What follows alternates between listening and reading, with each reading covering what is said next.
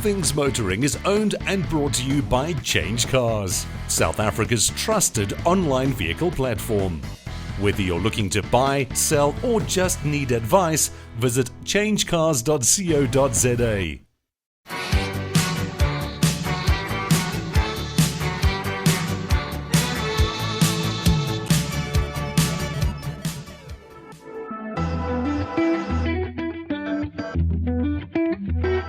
This week on All Things Motoring, we head to Kyalami for the Festival of Motoring, where we push various cars to their limits on and off the track.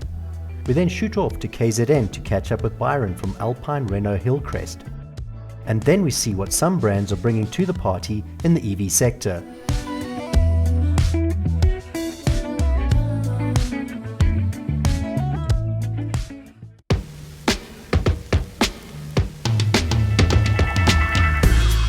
Friday the 26th of August, 5 days away from spring, and the weather gods really are playing ball. What beautiful, beautiful, warm, sunny weather. The Kyalami Grand Prix circuit is looking amazing. What the exhibitors and the organizers have put on is just something to behold. For our viewers who didn't get the opportunity to come to Festival of Motoring in 2022, I won't need to urge you too hard after watching what's happened here to come in 2023. The outdoor exhibits, the off-road exhibits, the short track exhibits, it is incredible. I'm going to go get some exercise and walk around and bring you an incredible show.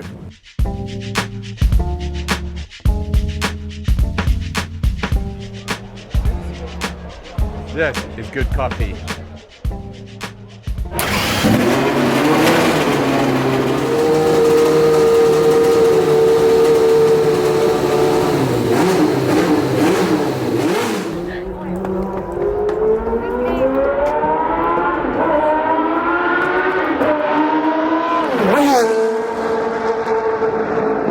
I think it's fair to say that every boy and every adult dreams of owning a supercar, a Lamborghini, a Ferrari, an Aston Martin. How many people can say they own a Paka original Formula One car?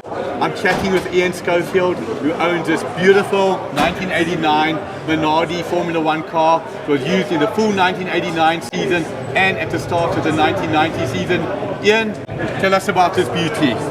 Yeah, well, I'd been looking around for a car for quite a period of time. One of the things I did want was to retain its originality, or to find a car. Sorry, when you say you were looking around for a car, you definitely weren't looking on local internet sites. No. I was looking all over the world. And I looked at various Formula One cars, but a lot of them had been messed about with. They weren't original, they got the wrong gearbox in, they got the wrong engine in. And I really wanted a proper original car as it was in the day when it raced. Yeah. And after a lot of searching, I actually came across this in Maranello in Italy. It was actually at the home of the Ferrari factory, but it was in a showroom there, in a car showroom. Collecting dust or being... No, it was for sale, and what had happened, a private collector had it. Since the car actually stopped racing, it had stayed in this private collection since 1990. The car had raced in 1990, I think it last raced at Imola, and when the new 90 car came out, they then took this car and took the engine out of it.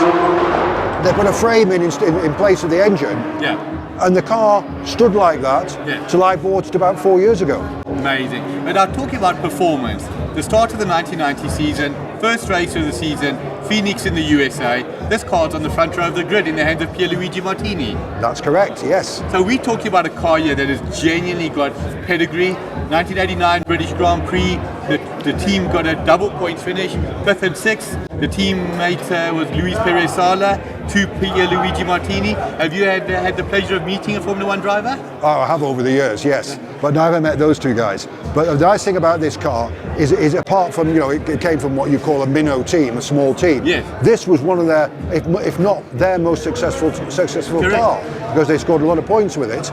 It led a Grand Prix, it led a couple of Grand Prix, because it led in Portugal as well. Okay, it had got the advantage of the very sticky Pirelli tyres, but all the same, on the budget what they got, it was an amazing achievement for them. And of course, then then Red Bull bought Minardi, which then became Toro Rosso, which has now become AlphaTauri, and it's still run from the same factory in the same town in Italy as this car was produced in. Amazing. Now, our viewers heard the car start up.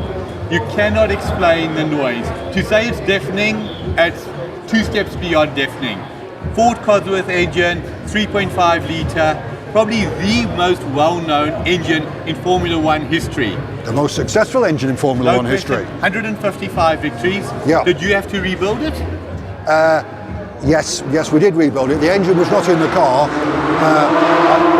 I bought the engine separately, and then we rebuilt it and put in the car. We completely rebuilt the car as well, because after standing for so long, we had to put a new fuel cell in it because the fuel cell had degraded.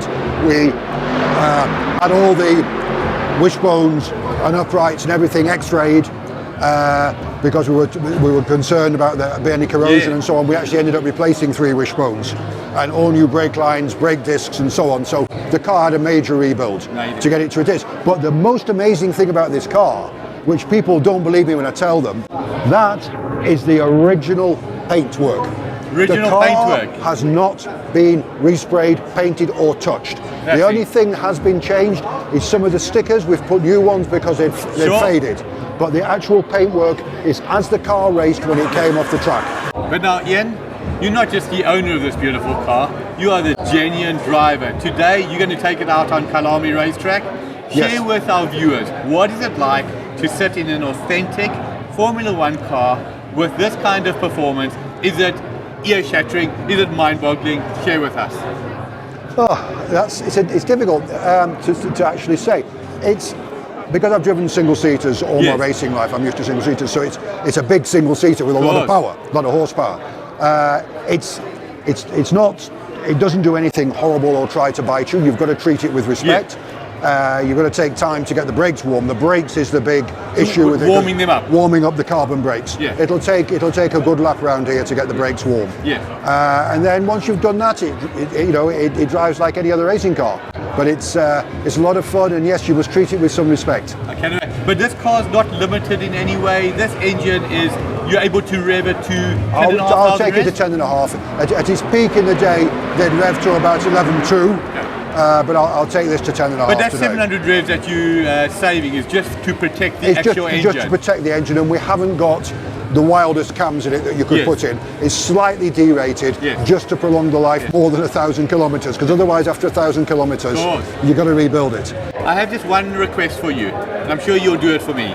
That seat doesn't look big enough for 2 people. How are we going to sort that out? We've got a problem. But maybe you could do a Senna and sit on the side pod. Thank you very much. I appreciate that.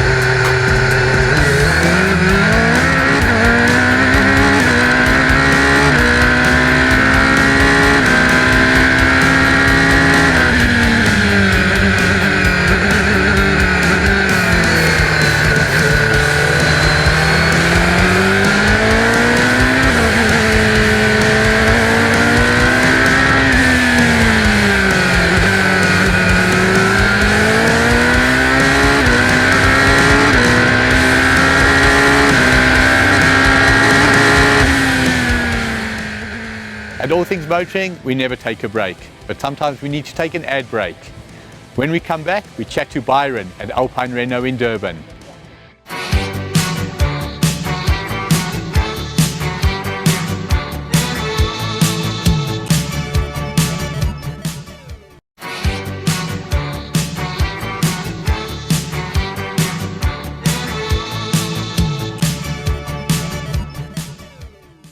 When choosing a location, we always look for the best. Today, we're definitely there. Byron, Renault Dealership of the Year 2020-21, Alpine Renault Hillcrest. What goes into putting that together? Well, we're very grateful for you to mention that, thank you. And there's a lot that goes into it. It's a year of hard work from a whole team. So we're very blessed to have a strong team in every aspect, and to be able to deliver a well-rounded performance, especially in our most recent economic conditions. We really appreciate that as a management team. And thanks to Renault for giving us the awards. Appreciate it. 2022, going for a hat-trick? Look, I think one of the rules we have here is if it's something good, if you can, you must.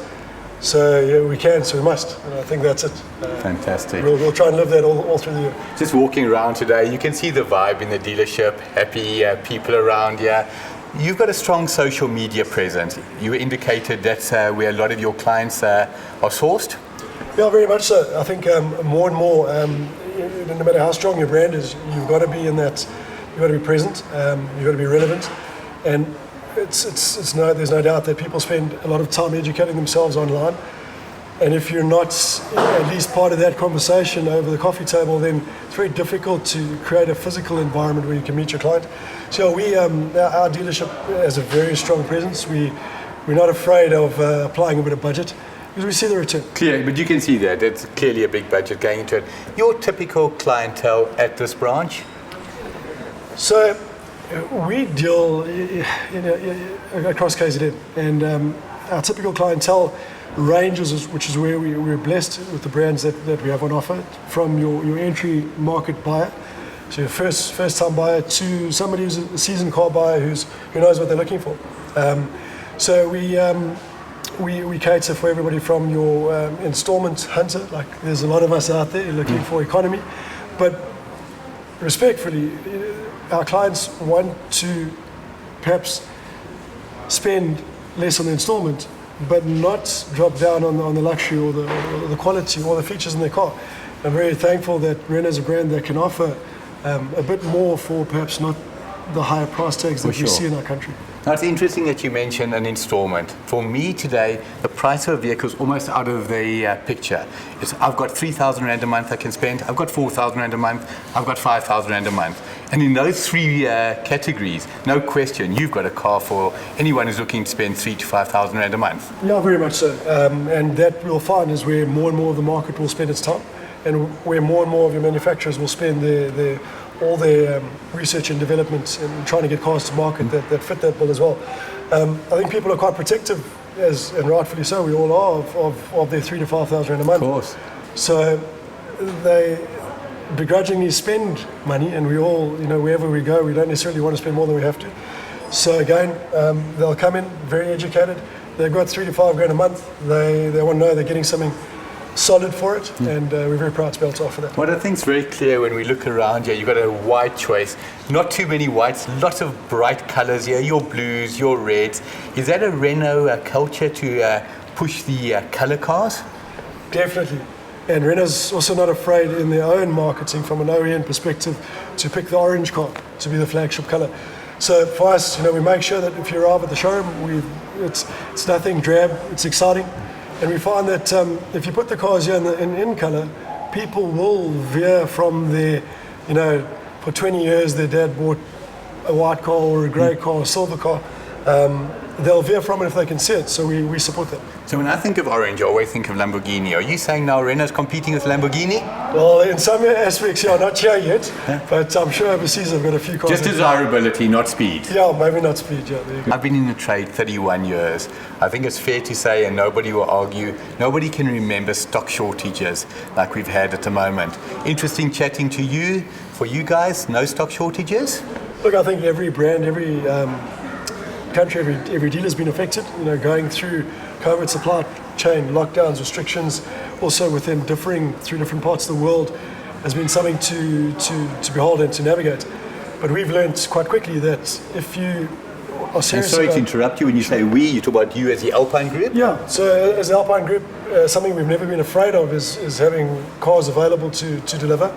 And we've had to take that quite seriously, looking at stock shortages to say, well, is it better to have no cars and not be able to serve your local community, or is it better to have the expense of cars at your dealership so that you can deliver as immediately as possible? Sure, there are still some models where you'll struggle, but for the most part, we try to stay as ahead of the game as we can. Luckily for us, within our Renault setup, on almost every model we can deliver within a matter of a day or days.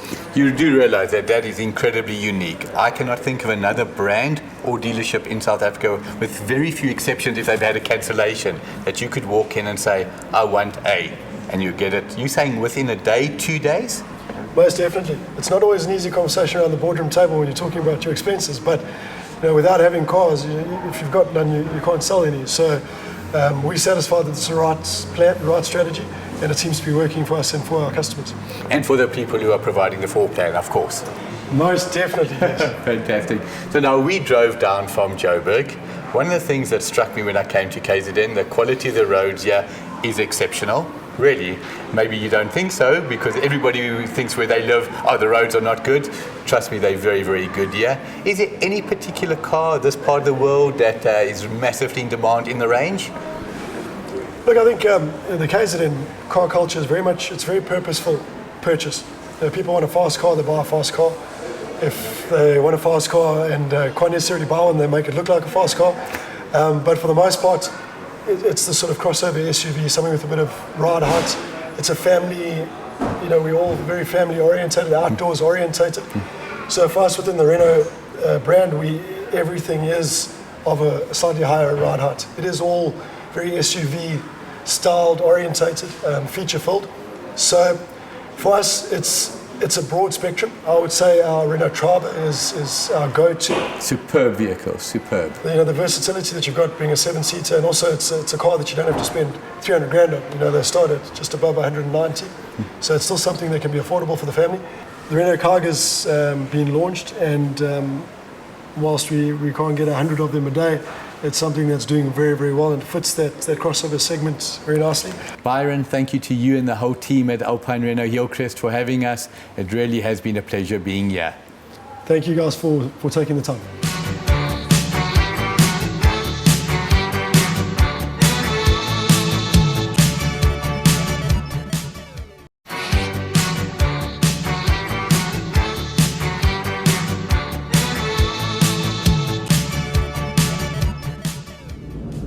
Every boy has a dream. Some men realize those dreams. Just look at these incredible machines.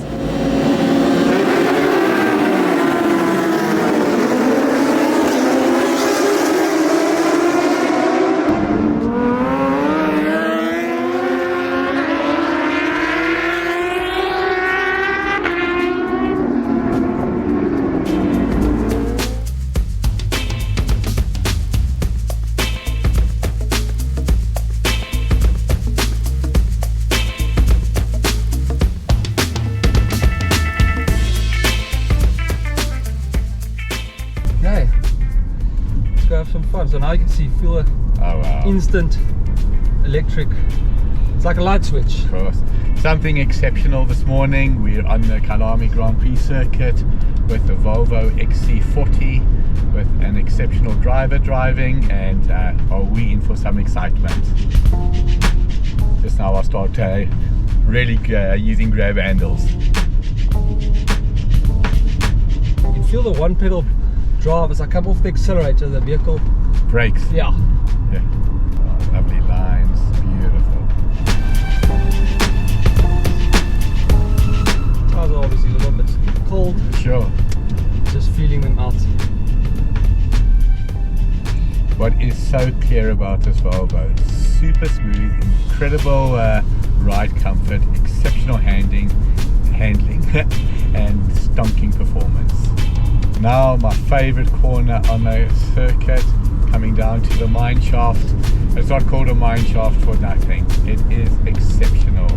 Downhill, sharp left, but the car feels so super composed. Twin engine, front and rear. It's like a all-wheel drive.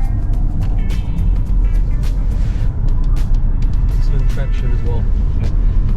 But everybody's so in control. I mean, there's must be 30-40 cars on the circuit right now.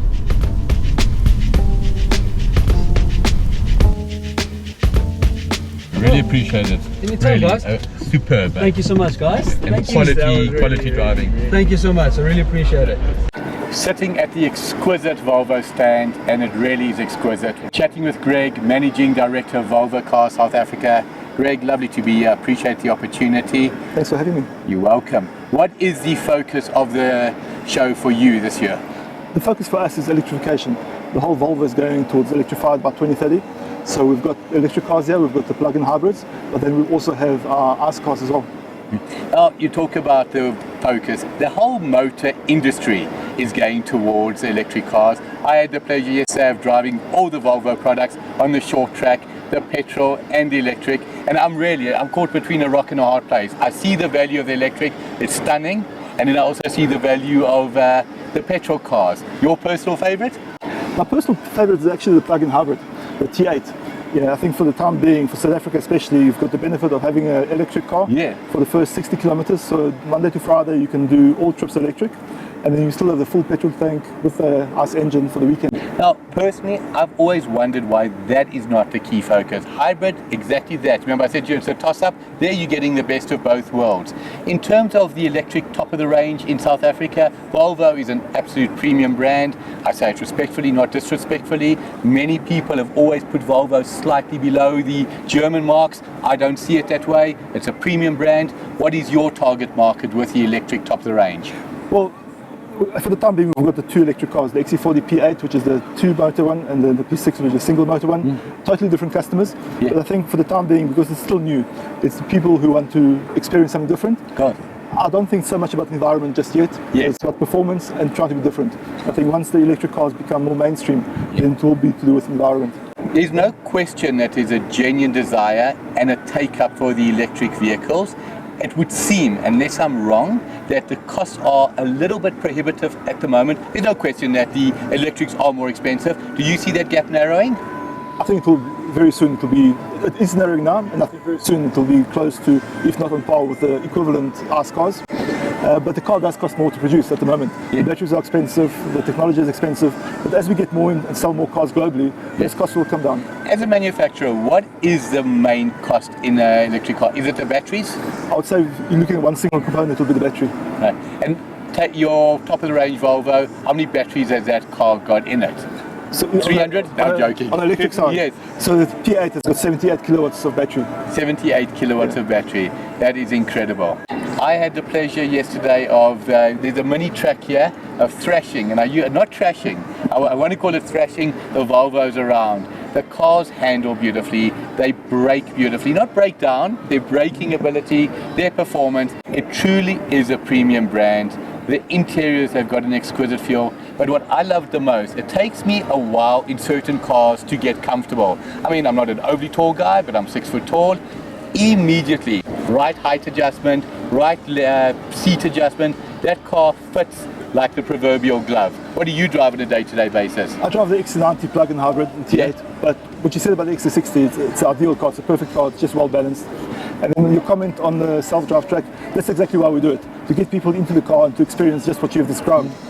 Your instructor that took us around, as he recovered, the guy was sitting like this. I said to him at all times, I was at least 3 centimeters from the barrier, sometimes even 4. Greg, it's been lovely chatting to you. Thank you. Appreciate the opportunity. Wish you the very best for the rest of the show. Thank you. And you've got a lovely product range. Thanks for seeing us. Thank you. Thank you. You're watching All Things Motoring. This show wouldn't be possible without the participation and the welcome that we've received from all the brands, from all the exhibitors. A hearty thank you from the full team at All Things Motoring. My wish is that an episode could be 3 hours. We have so much to show you, but unfortunately that's all we could squeeze into this episode. We've got so much more coming up.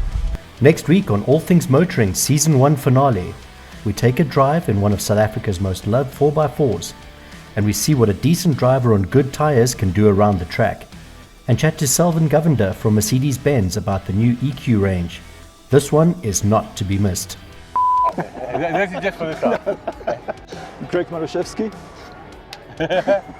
Michael, this is how you drive an R8.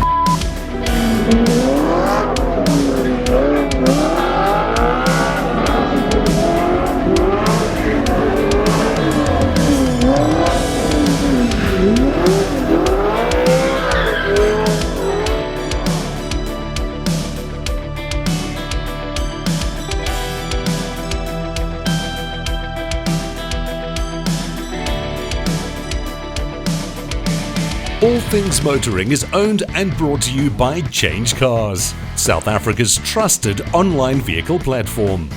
Whether you're looking to buy, sell, or just need advice, visit changecars.co.za.